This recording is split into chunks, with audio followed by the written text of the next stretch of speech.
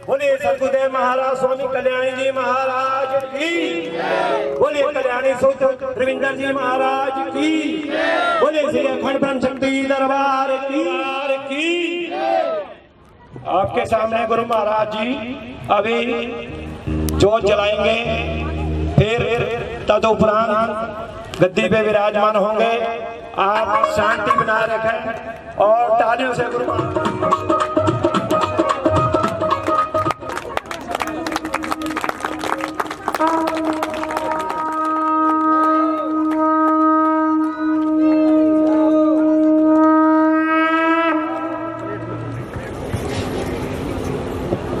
भाई मनोज जी संगत को पढ़ाने पिलाने के लिए किसी की ड्यूटी लगाएं। हरि ओम नमः शिवाय।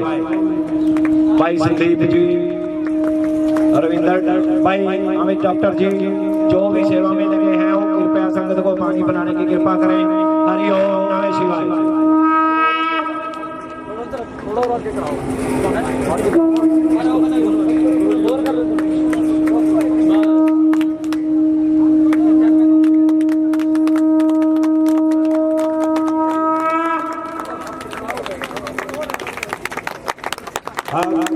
गुरु महाराज जी को गुरु माता जी तिलक करेंगी, उसके तुरंत बाद सत्संग शुरू हो जाएगा।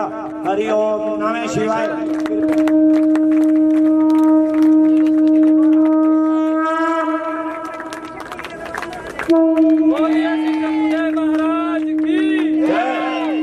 गुरु माता जी से उनका स्वागत कीजिए। हरि ओम नमः शिवाय। बोलिए श्री सतगुरुदेव महाराज की जय। बोलिए ब्रह्म शक्ति दरबार की जय। बोलिए गुरु माता की जय। बोलिए श्री सतगुरुदेव महाराज की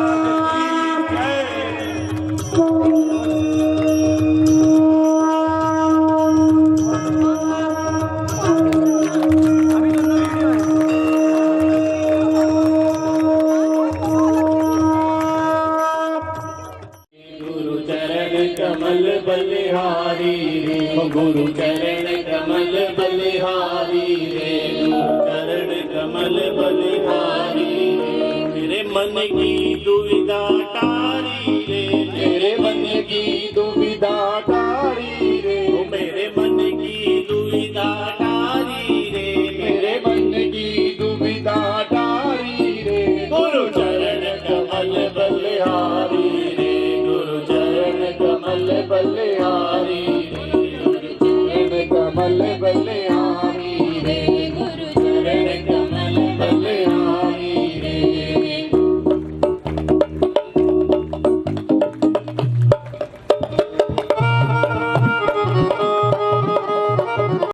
मेरे मन की दुविधा टारी रे, मेरे मन की दुविधा टारी रे, गुरु चरण कमल बलिहारी रे, गुरु चरण कमल बलिहारी रे, गुरु चरण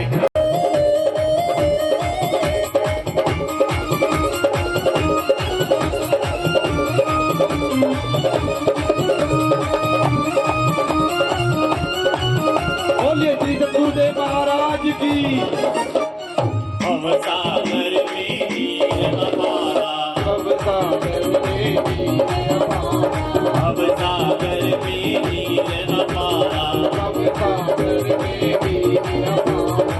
डूब रहा नहीं मिला किनारा, डूब रहा नहीं मिला किनारा। गुरु पल में लियो उधारी रे, गुरु पल में लियो उधारी रे, गुरु चरण कमल बलिहारी रे, गुरु चरण कमल बलिहारी रे, गुरु चरण कमल बलिहारी रे।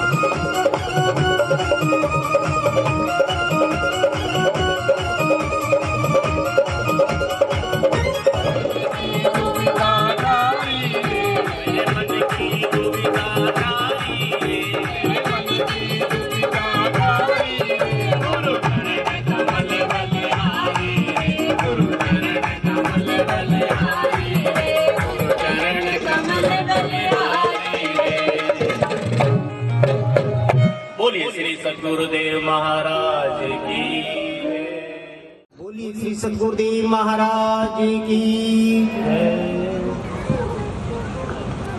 जयकारा कैलाशपति।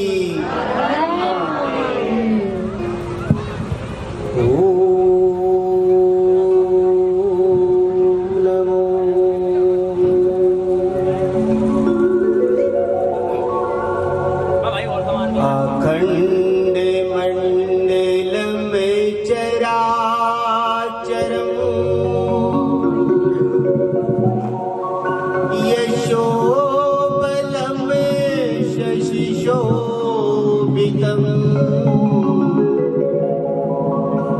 तस्मै श्री सद्गुरुदेवाय नमो।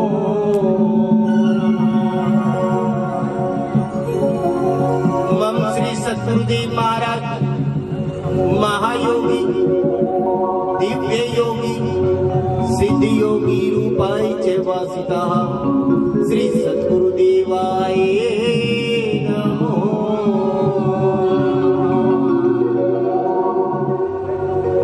ओम नमो श्री कैलाश के वासी श्री शिव शंकर महाराज द्वादश ज्योतिर्मय लिंगम उमा सहितं भावाभ्याम् नमो नमस्काराय नमो श्री कर्पूर गौरम करुणावतारम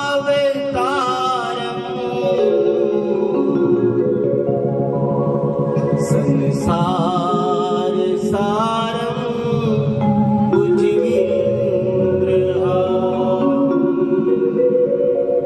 सदा वसंतम हृदयारविंदे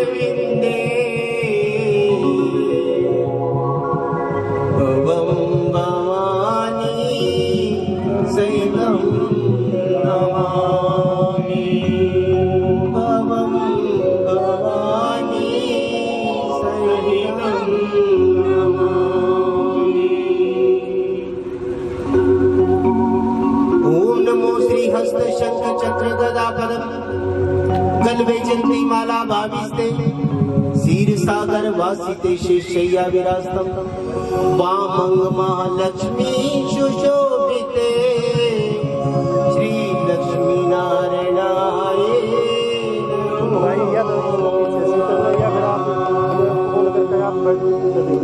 ओम नमो श्री ब्रह्म सावित्री सहितम श्री पुष्कर वासनी नमो नमः ब्रह्मलोक वासनी नमो नमः। नमो नमो मां शारदे ब्रह्मा सुता ब्रह्मचारिणी वेद पुस्तक धारिणी हे मां शारदे नमो नमः। हे चंडमुंड विनाशिनी हे महिषासुरमर्दिनी मधु कैटवहननी मां चामुंडाय नमो।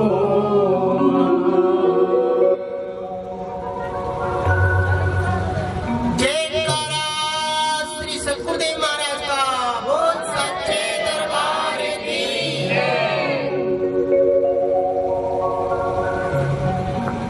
आदरणीय सत्संग जी, आज का सत्संग प्रारंभ करने से पहले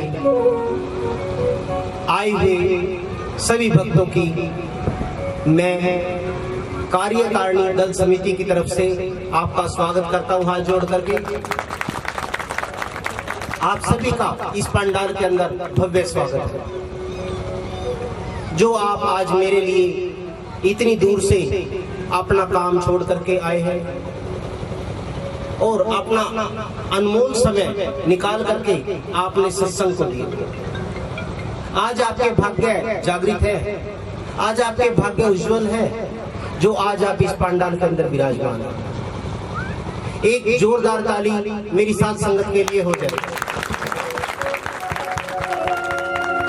आज आप जिस भूमि के ऊपर बैठे हुए, जिस प्लाट में आप बैठे हुए हैं, आज पूर्णी खेड़ा संगत के सहयोग से आज इस भूमि पर, इस प्लाट के ऊपर स्वामी कल्याणी आश्रम बनने जा रहा है, इसके लिए जोरदार तालियां। और मेरी कार्यकारिणी के लिए भी, कुर्डी खेड़ा साध संगत के लिए भी जोरदार तालियां जो इतनी मेहनत करी रहे। सभी जयकारों के साथ आज का सत्संग प्रारंभ करते हैं। शायद आप धूम में थक गए हो, कुछ आपने नाच गाना भी किया है, लेकिन जयकारों में कमी नहीं आनी चाहिए। एक बार ऊपर हाथ कीजिए, सभी ऊपर हाथ कीजिए और जोर से बोलिए जयकारा कैलाशपति।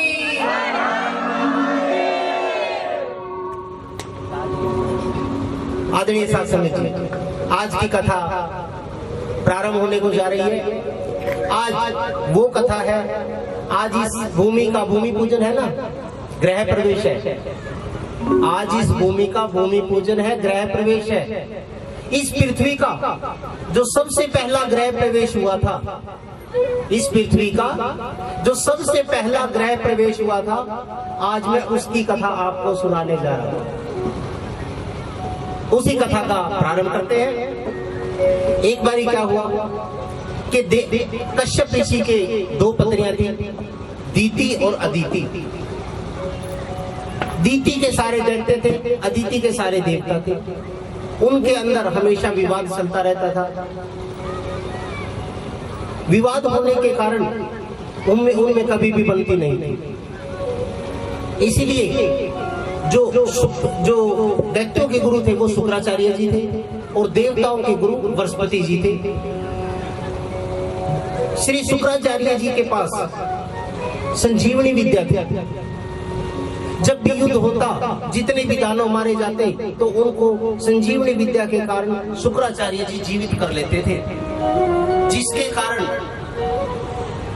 कारण देवताओं की संख्या घटती चली गई और दैत्यों की संख्या बढ़ती चली गई। तो सभी भक्तजन नारायण भगवान के पास गए और नारायण भगवान को कहने लगे कि हे प्रभु, इस तरह से तो हम देवताओं की संख्या शून्य हो जाएगी और यहाँ दैत्यों का ही राज होगा। कुछ ऐसा तरीका निकालो कि जिससे दैत्यों को हराया जा सके और देवताओं को जिताया जा सके, अधर्म की पराजय हो और धर्म की विजय। तो नारायण भगवान कहने लगे कि हे देवताओं, है तो कार्य बहुत मुश्किल और दैत्यों के बगैर ये सफल भी नहीं होगा। दैत्यों के बगैर ये सफल नहीं होगा जो मैं तुम्हें बताने जा रहा हूं।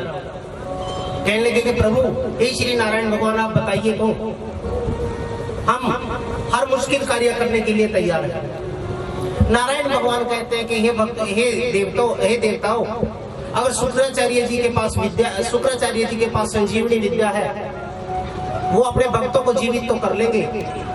अगर शुक्राचार्य जी मारे गए, उनको कौन जीवित करेगा? शुक्राचार्य जी के पास संजीवनी विद्या है, वो अपने भक्तों को जीवित कर लेते हैं। लेकिन अगर कल को शुक्राचार्य जी ही मारे गए, उनको कौन जीवित करेगा? उनको जाकर के कहो कि सागर के अंदर अमृत है, सागर का मंथन किया जाए और अमृत निकाला जाए। तो क्यों न हम देवता और दानव अमृत पी करके अमर हो जाएंगे। और शुक्राचार्य जी को भी यही कहो कि आप भी अमृत पी करके अमर हो जाओगे। तो सारे देवताओं ने यही प्रस्ताव शुक्राचार्य जी के पास रखा। शुक्राचार्य जी ने बड़ा ही सोच करके विचार करके कहने लगे कि बात तो इनकी सही है। भाई, मैं तो अपने भक्तों को जिंदा कर लेता हूँ, लेकिन कल को अगर मैं मारा गया तो मेरे को कौन जिंदा करेगा? असुर जाति विनाश हो जाएगी अगर मैं नहीं हुआ तो। सभी देवताओं ने और दानवों ने मिलकर के एक प्रस्ताव पास किया कि सागर का मंथन किया जाए, सागर का मंथन किया जाए। आज उसी सागर मंथन की कथा प्रारंभ करते हैं। सागर मंथन का व्याख्यान सुनो हे लीला विष्णु महान। आदरणीय भक्तों, मेरू पर्वत को उठाया गया और मेरू पर्वत को उठा करके सागर के अंदर डाल दिया गया। और सागर के अंदर जब उसको डाल दिया गया तो वो कहीं भी ना टिके। जब वो कहीं भी ना टिके तो वो नीचे डूबने लगा बार बार। और जब वो बार बार नीचे डूबने लगा तो श्री विष्णु महाराज ने क्या किया, आगे बताता हूं। और शेषनाग की रस्सी बना दी, शेषनाग की रस्सी बना दी और मेरु पर्वत को मदानी बना दिया गया। और सागर का मंथन, एक तरफ देवता लग गए और एक तरफ दानव लग गए और सागर के घुमाने लगे, सागर को मतने लगे, जैसे हमारी माताएं बहनें दूध को मतती हैं। वही कथा प्रारंभ होने को जा रही है। सागर मंथन का व्याख्यान सुनो ये लीला विष्णु महान। सागर मंथन का व्याख्यान सुनो ये लीला विष्णु महान। सागर मंथन का व्याख्यान सुनो ये लीला विष्णु महान। सागर मंथन का व्याख्यान सुनो ये लीला विष्णु महान।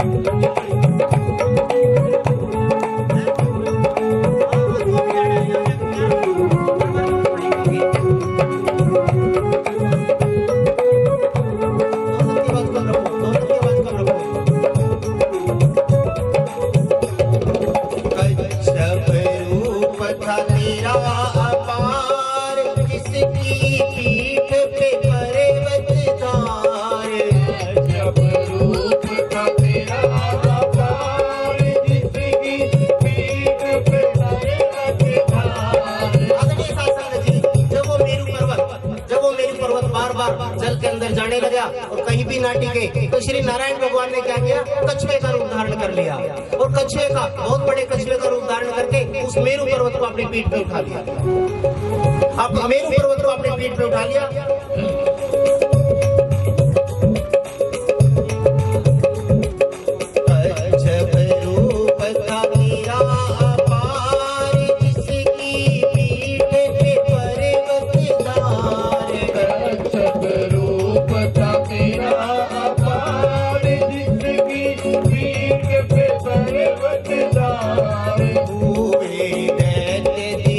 बलिदान सुन लो लीला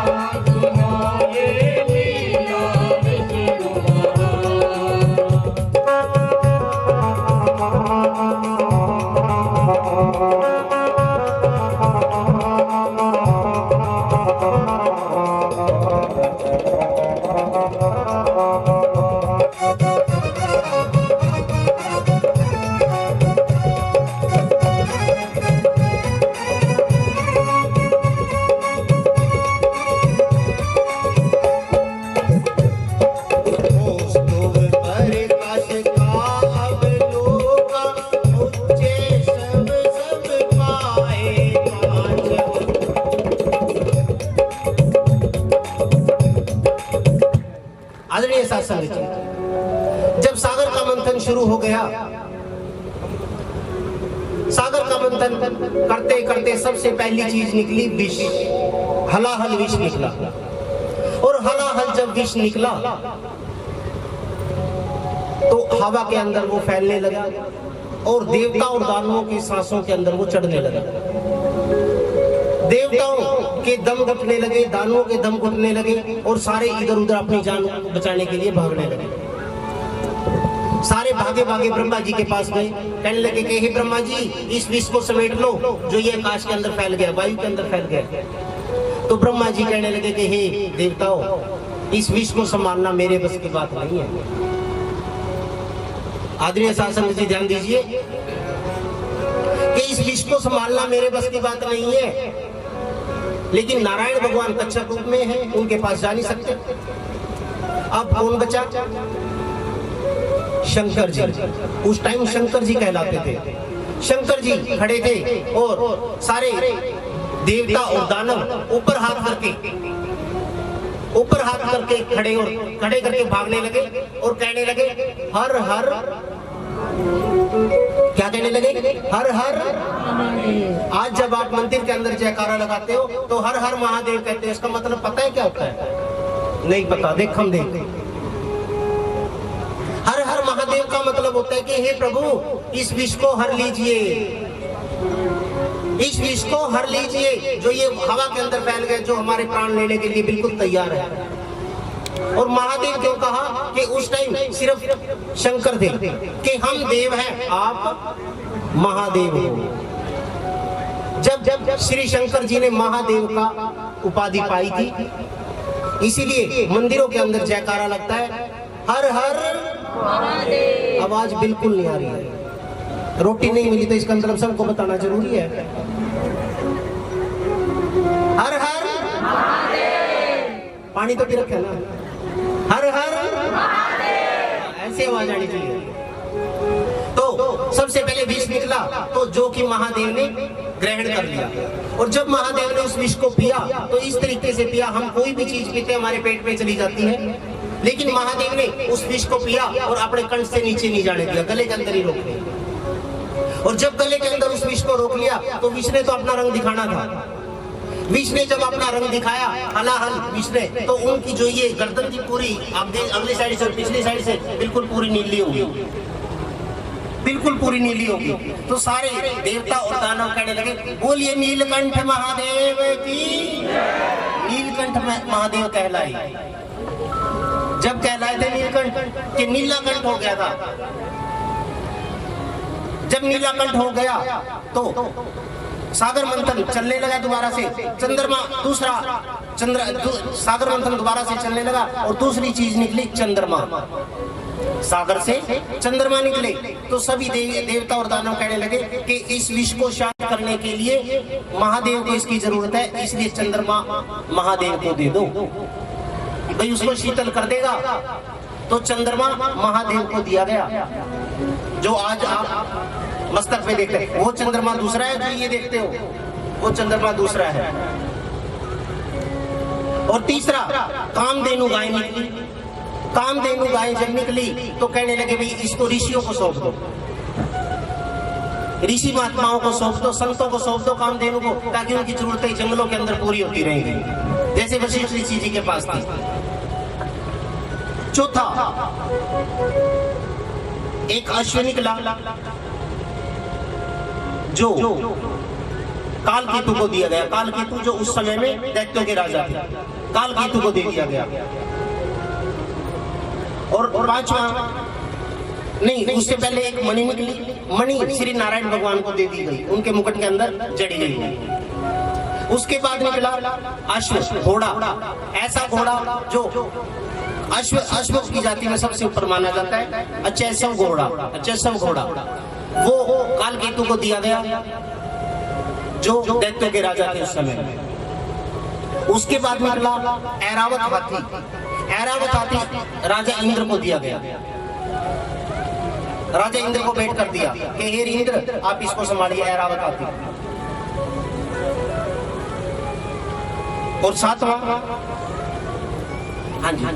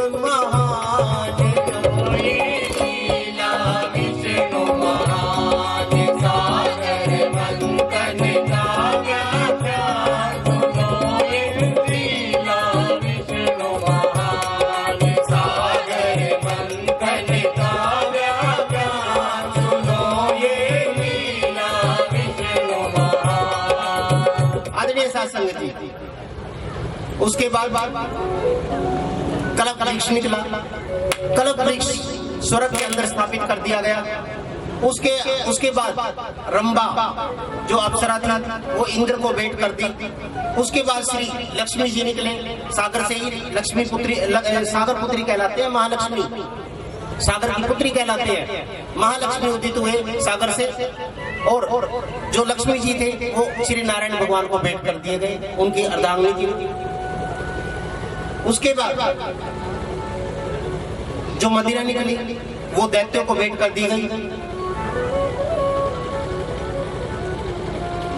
उसके बाद पारिजात वृक्ष निकला, पारिजात दैत्यों को दे दिया गया। भाई एक कल्प वृक्ष उनके पास चला गया, पारिजात वृक्ष उनके पास चला गया। उसके बाद पंचजन्य शंख निकला, जो श्री नारायण भगवान को भेंट कर दिया गया। जो उन्होंने नारायण, जो उनके हाथ में शंख देखते हैं ना, वो पंचजन्य शंख है।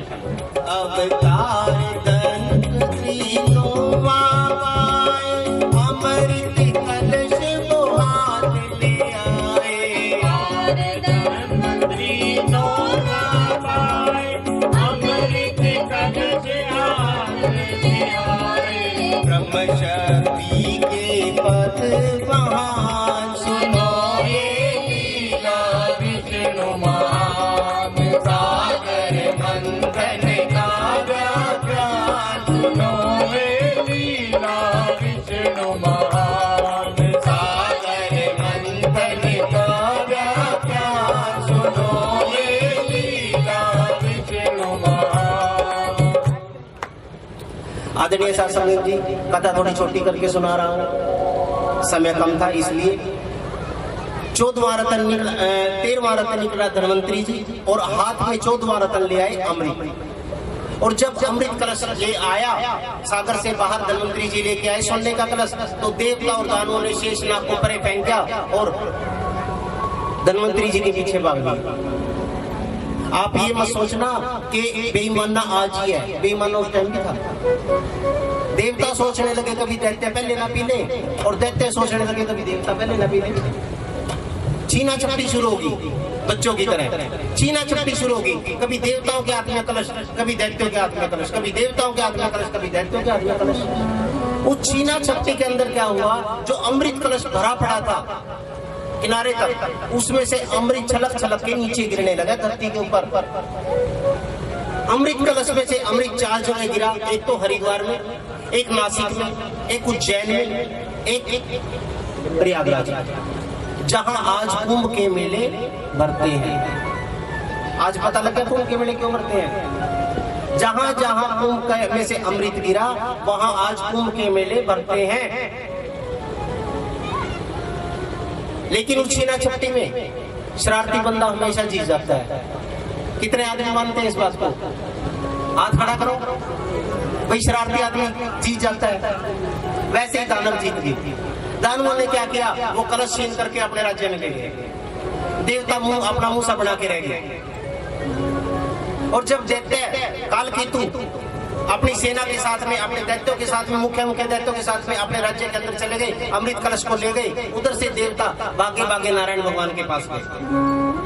और नारायण भगवान के जब पास गए तो कहने लगे कि हे प्रभु विनाश हो गया। नारायण भगवान कहने लगे क्या बात होगी? कहने लगे कि प्रभु जो अमृत कलश निकला था वो तो दैत्य ले गए, और वो दैत्य लेकर के अब उसको पी लेंगे, वो अमर हो जाएंगे। प्रभु अमर होने के बाद वो अमर होने के बाद वो अधर्म की स्थापना करेंगे इस पृथ्वी के ऊपर। प्रभु हम ये चाहते हैं कि अमृत दैत्यों के हाथ में लगे, ये चाहते हैं। जैसे ही नारायण भगवान ने ये बात सुनी कि दैत्यों के हाथ में अमृत कलश चला गया है, अगर उन्होंने वो पी लिया वो अमर हो जाएंगे और इस पृथ्वी के ऊपर अधर्म की स्थापना करेंगे। आदरणीय भक्तों, उधर से दैत्य दल में पूरी खुशी आ रही है कि हमारे पास अमृत कलश है, और उधर से देवता मुरझाए हुए हैं। श्री नारायण भगवान ने एकदम इतनी सुंदर नारी का रूप बना लिया, एकदम इतनी सुंदर नारी का रूप बना लिया, जिसको देख करके सारे देवता कहने लगे मोहिनी मोहिनी मोहिनी। मन को मोह लेने वाली मोहिनी। मोहिनी का रूप धारण कर लिया भगवान ने, और मोहिनी का रूप धारण करके देवताओं को अपने साथ लेकर के दैत्य के दल में पहुंचे और कहने लगे कि हे असुर राज कालकेतु, पल्ला आगे है। मुंह नहीं दिखाया जब तक, पल्ला आगे है। कालकेतु को कहने लगे हे दैत्य राज कालकेतु, आप तो बड़े वीर हैं, आप तो बड़े योद्धा है, आपके पास आज अमृत भी है और सेना भी है। उनके गुणगान गाने लगे मोहिनी रूप में।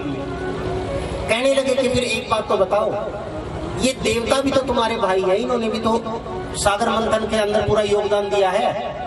चल इनको आप ना पिलाओ, कम से कम इनको अपने साथ में तो बिठा लो, इनको अपने साथ में तो बिठा लो। दैत्यराज कहने लगे ठीक है, इनको एक लाइन में बिठा दो। और जो मोहिनी अपना कलश अपने साथ में वैसा ही सेम बिल्कुल जैसा अमृत कलश था वैसे ही लेके आ रही थी अपने हाथ में ऐसे, और अपनी अदाओं से कालकेतु को प्रभावित करने लगे।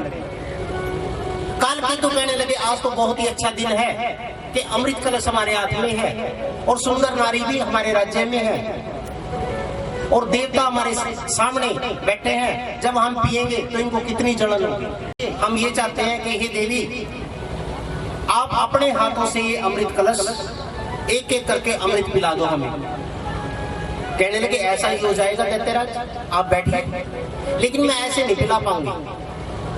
कहने लगी मोहिनी, कहने लगी कि बाहर वन में चलो और ढोल वालों को बुला लो, नगाड़े वालों को बुला लो, ऐसे नहीं पिलाऊंगी। अरे अमृत की बेला ही है तुम्हारे राज्य के अंदर। कहने लगे हाँ ये तो बात है, मैं अपनी अदाओं के अंदर तुम्हें अमृत पिलाऊंगा। कहने लगे बिल्कुल ऐसा ही होगा जैसा तू कह रही है। आदरणीय भक्तों, उपवन के अंदर पूरा दरबार लगा दिया गया और बीच में अमृत कलश रख दिया गया और अपना कलश भी मोहिनी जो लेके आ रही थी वो भी साथ में रख लिया। इधर से क्या होने लगा कि मोहिनी ने पैरों में घुंघरू बांध लिए और अपना नृत्य करने लगी। आदरणीय साध संगत जी, तालियों का साथ देकर के आप भी उस मोहिनी रूप का श्री नारायण भगवान का अवतार का आनंद उठाइए। जैसे दैत्य और दानव उठा रहे हैं वैसे ही आप भी आज मोहिनी रूप का आनंद। सुंदर, बहुत सुंदर भगवान बन गए, बहुत सुंदर नारी बन गए। और क्या करने लगे, पग में बांध घुंघरू रे, पग में बांध घुंघरू रे, मोहिनी नाच रही उपवन में। पग में बांध घुंघरू रे, मोहिनी नाच रही उपवन में। पग में बांध घुंघरू रे, मोहिनी नाच रही उपवन में। पग में बांध घुंघरू रे, मोहिनी नाच रही उपवन में। पग में बांध घुंघरू रे, मोहिनी नाच रही उपवन में। पग में बांध घुंघरू रे, मोहिनी नाच रही उपवन में। पग में बांध घुंघरू रे, मोहिनी नाच रही उपवन में। पग में बांध घुंघरू रे, मोहिनी नाच रही उपवन में। बोलिए श्री नारायण भगवान की। भाई ऐसे मोहिनी नाचेगी जब तक मेरी प्यारी साथ संगत ताली नहीं बजाएगी। ऐसे मोहिनी नाचेगी। ऊपर हाथ करके तालियां बजाओ एक बारी।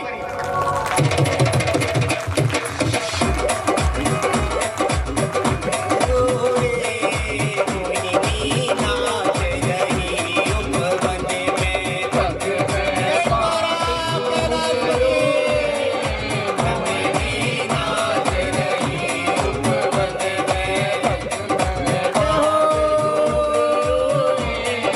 मोहिनी नाच रही उपवन में।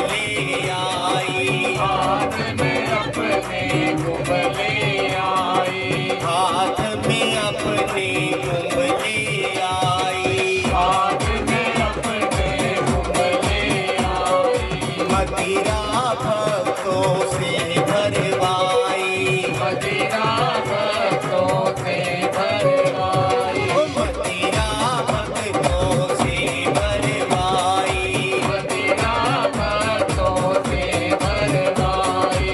चले वो धीरे धीरे मोहिनी नाच रही उपवन में। बोले भाग घुंघरू रे, मोहिनी नाच रही उपवन में। उपवन में भाग घुंघरू रे, मोहिनी नाच रही उपवन में। जय हो।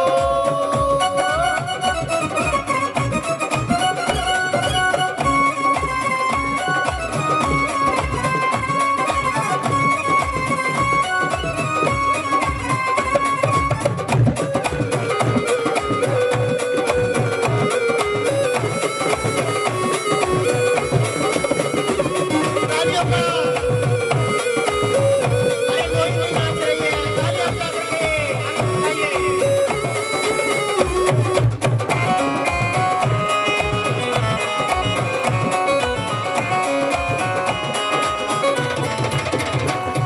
हाथ में अपना जो कलश ले रही है उसके अंदर क्या है? मदिरा। और मदिरा लेकर के धीरे धीरे चल रही है, धीरे धीरे चल रही है। और क्या करती है आगे आकर के? क्या करती है? ऐसे पल्लू था ना, पल्लू कंधे से खिसक न जाए, पल्लू कंधे से खिसक न जाए, पल्लू कंधे से खिसक न जाए, पल्लू कंधे से खिसक न जाए। घूंघट आगे को सरकाए, घूंघट आगे जो सरकाए, घूंघट आगे को सरकाए, घूंघट आगे जो सरकाए। अदा करे धीरे धीरे रे, मोहिनी नाच रही उपवन में, उपवन में, भाग घुंघरू रे। करण भगवान नाच रही उपवन में, उपवन में, भाग घुंघरू रे, मोहिनी नाच रही उपवन में। बोलिए श्री सतगुरुदेव महाराज की। आप पानी के प्यार में पागल हो जाइए।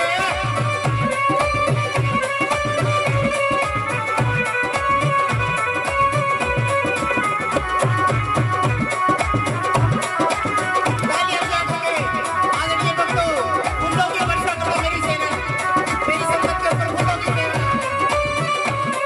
एक महाराज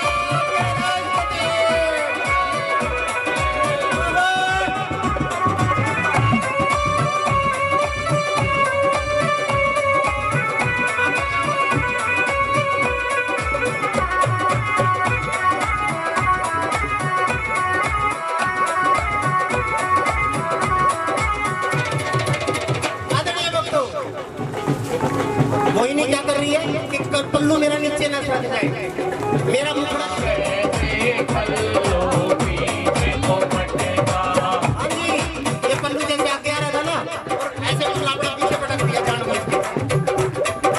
जैसे पल्लू पीछे को पटका, ऐसे पल्लू पीछे को पटका, दानव दल में हो गया खटका, दानव दल में हो गया खटका, दानव दल में हो गया खटका।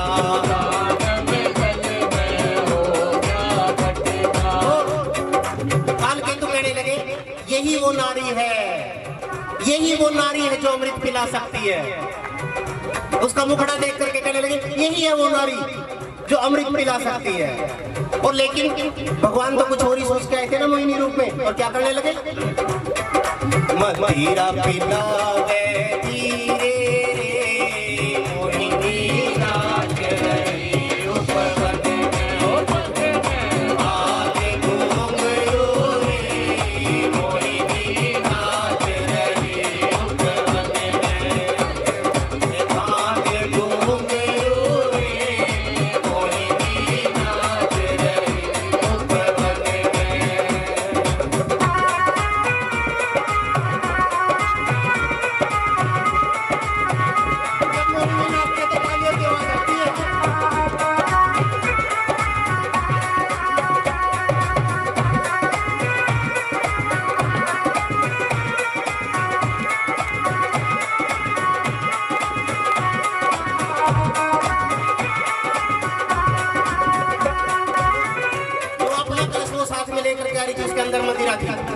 और वो उठाती और दैत्यों को पिलाती। और जब अमृत कलश उठाती फिर क्या करती?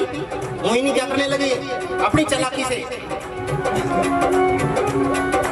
अमृत कलश उठा के लाई, अमृत कलश उठा के लाई, अमृत कलश उठा के लाई, अमृत कलश उठा के लाई, देवों पे दया बरसाई, देवों पे दया बरसाई, देवों पे कृपा बरसाई।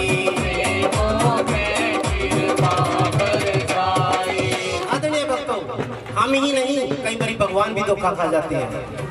जैसे वो मोहिनी अपनी धुन में नाच रही थी, नाचते नाचते नाचते अमृत पिलाती जा रही है, अमृत पिलाती जा रही है देवताओं को। लेकिन उसके अंदर क्या हुआ कि जो राहु थे उनने देख लिया कि यहाँ कोई चालाकी हो रही है। पंचायत में भी होता है ना साधु, जिसका दिमाग थोड़ा एक्सेस काम करेगा, ऐसे ही राहु था। तो उसके दिमाग ने कुछ ज्यादा काम किया। उसने क्या किया, कुछ ना कुछ गड़बड़ हो रही है दैत्यों के साथ। उसने क्या किया, दीवार के पीछे जाकर के अपना रूप दैत्य से देवताओं का बना लिया और देवताओं का रूप बना करके देवताओं की पंक्ति में बैठ गया। लेकिन मोहिनी अपने रंग में क्या कर लिया वो? अमृत कलश उठा के लाई, अमृत कलश उठा के लाई, देवों पे कृपा बरसाई, देवों पे कृपा बरसाई। अमृत पीवे राहो रे, मोहिनी नाच रही है, ओ भक्त में भाग घूंघरू रे, मोहिनी नाच रही उपवन में, ओ भक्त में भाग घूंघरू रे। मोहिनी नाच रही उपवन में। आदरणीय भक्तों, जैसे ही राहु ने अमृत पिया तो एकदम चंद्रमा और सूर्य, ध्यान दीजिए मेरी तरफ, चंद्रमा और सूर्य उठ करके कहने लगे, हे मोहिनी, ये तो दैत्य है, ये तो दैत्य है। एकदम श्री नारायण भगवान की आंखें खुली मोहिनी रूप से कि दैत्य को अमृत पिला दिया। एकदम उन्होंने मोहिनी रूप छोड़ा और चतुर्भुज स्वरूप धारण कर लिया अपना। चतुर्भुज स्वरूप धारण करके सुदर्शन चक्र हाथ में लिया, अंगुली को उठाया और सुदर्शन चक्र चला के राहु की गर्दन काट दी। जब राहु की गर्दन कटी तो एक चमत्कार हुआ वहां कि उसकी जो गर्दन थी ऐसे कैसे हंस रही थी, लेकिन जो उसका निचला पीस था वो भी ऐसे कैसे खड़ा है। चमत्कार हुआ वहां एक। कहने लगे कि हे नारायण भगवान, अभी अभी तो आपने मेरे को अमृत पिलाया, आप मेरे को मार कैसे सकते हो? ये तो सुदर्शन चक्र था आपका जो मेरा शीश कट गया। अगर कोई हल्का अस्त्र होता मेरा शीश भी ना कटता। ये तो आपका सुदर्शन चक्र था, इसलिए मेरा शीश कट गया। तो ये बात करके एकदम राहु ने अपनी काली काली आंखें, लाल लाल आंखें बड़ी बड़ी चंद्रमा की तरफ निकाली ऐसी। जैसे ही चंद्रमा ने और सूर्य ने देखा ये तो हमारी तरफ घूर रहा है, तो चंद्रमा और सूर्य भागना शुरू हुए। भागते भागते भागते भागते कहीं भी जगह नहीं मिली, कैलाश पे पहुंच गए। और जब कैलाश पे पहुंच के महादेव के श्री चरणों में लेट के जाकर के कहने लगे कि प्रभु, राहु पीछे लगा हुआ है, बचा लो। सूर्य और चंद्रमा से पूछने लगे बात क्या है? कहने लगे ऐसे ऐसे बात हुई है सारी। इतनी देर में राहु भी आ गया पीछे से। कहने उसने महादेव को नमस्कार किया, नमस्कार करके कहने लगे कि हे प्रभु, मेरे दो शत्रु आए हैं आपके पास। कहने लगे हाँ आए हैं। सूर्य और चंद्रमा? कहने लगे हाँ जी, दोनों शत्रु मेरे पास आए, उनको छोड़ दो, उनकी पिटाई करूंगा। कहने लगे राहु, आज तो ये मेरी शरण में है, आज इनको छोड़। कहने लगे प्रभु, इनकी वजह से मेरे दो हिस्से हो गए शरीर के, गर्दन लगोगी, दाढ़ों लगोगी, इनकी वजह से। ध्यान दीजिए प्रिय भक्तों, महादेव कहने लगे कि ये कैलाश है, कैलाश के ऊपर हमेशा न्याय होता है राहु। जब मैं तेरे को ये वरदान देता हूँ, तो समय आने के ऊपर इनका ग्रास करेगा, इनको ग्रहण करेगा, और लोग कहेंगे चंद्रमा को ग्रहण लग गया। लोग कहेंगे चंद्रमा को ग्रहण लग गया, इसकी 14 की 14 कलाएं हीन हो जाएंगे। लोग इसको अशुभ नजरों से देखे करेंगे, और ग्रहण खत्म होने के बाद लोग अपने घर के अंदर गंगा जल का चिमटा दिए करेंगे। कहने लगे प्रभु ठीक है, आपने चंद्रमा का तो हल कर दिया, इसका भी करो सूर्य का। कहने लगे इस पे भी ग्रहण लगे करेगा, इसको भी ग्रहण करे करेगा। तो समय आने के ऊपर सूर्य को भी लोग नीच नजरों से देखेंगे। जब सूर्य ग्रहण होगा तो लोग अपने शुभ कार्यों को बंद कर देंगे। उस दिन तेरी ख्याति होगी इस संसार के अंदर। तेरे को लोग कहेंगे कि राहु ने सूर्य का ग्रहण कर लिया। वहां से ग्रहण लगने शुरू हुए थे। आदरणीय भक्तों, जब ग्रहण लगने वहां से श्री महादेव ने राहु और केतु, उसके दो नाम दिए गए, ऊपर लेन का राहु और नीचे का केतु। दो टुकड़े थे तो दो ही नाम दिए गए, राहु और केतु। आज उनकी ग्रहों के अंदर गिनती होती है, नीच ग्रहों के अंदर होती है। आगे सुत कल्याणी दरबार में आवे, कल्याणी दरबार में आवे, सुत कल्याणी तेरे द्वारे आवे, सुत कल्याणी तेरे द्वारे आवे, जैसे तू चावे वैसे नचावे, जैसे तू चाहे वैसे नचावे। आदरणीय भक्तों, आज लोग कहते हैं मैं तो खड़ा खड़ा इस जमीन में खरीद लूं, खड़ा खड़ा यूं काम कर दूं, यूं कर दूं, लेकिन नहीं। जब वो मालिक नचाने पे आ जाता है ना, एक उंगली पे नचा देता है, एक उंगली पे खड़े होने के लिए मजबूर कर देता है इंसान को। चटनी के साथ रोटी खाने के लिए मजबूर कर देता है, शाही पनीर आगे से साफ हो जाता है। सुत कल्याणी दरबार में आवे, सुत कल्याणी दरबार में आवे, जैसे तू चावे वैसे नचावे, जैसे तू चाहे वैसे नचावे। फुला कामी बरसातो रे मोहिनी नाच रही उपवन में, फुला कामी बरसातो रे मोहिनी नाच रही उपवन में, उपवन में बाग घुंघरू रे मोहिनी नाच रही उपवन में, भग में बाग घुंघरू रे। मोहिनी नाच रही उपवन में। अपने बच्चों तालियां बजा बच्चे।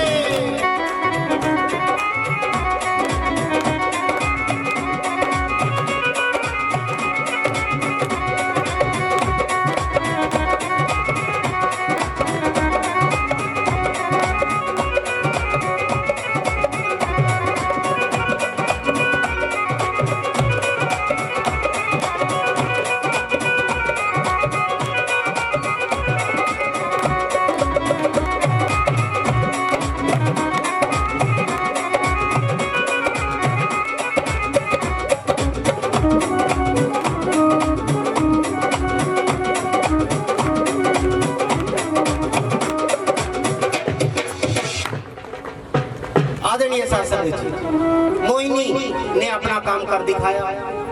देवताओं को अमृत पिला दिया और दैत्यों को मदिरा पिला दिया। जब देवता अमर हो गए तो शेर हो गए। और मोहिनी अपना काम करके नारायण एकदम काल केतु कहने लगे ये तो विष्णु है, दुष्ट विष्णु। हमने इतनी मेहनत से अमृत को निकाला और दुष्ट विष्णु ने सारा हमारा काम गड़बड़ कर दिया। सारे देवता भी वहां से भाग गए काल केतु के यहाँ से, और नारायण भगवान भी अपने बैकुंठ के अंदर चले। जब नारायण भगवान अपने बैकुंठ के अंदर जाकर के बैठ गए, सोने का आसन पे विराजमान हो गए, साथ में महालक्ष्मी हो गई और सारे देवता श्री नारायण भगवान के दरबार में बैकुंठ में चले गए। खुशियां मनाने लगे थे, आज हम अमर हो गए, मौत के डर से जान छूटी, मौत से मुक्ति मिल गई। अब दैत्यों को हम हरा देंगे और इस पृथ्वी के ऊपर धर्म की स्थापना करेंगे।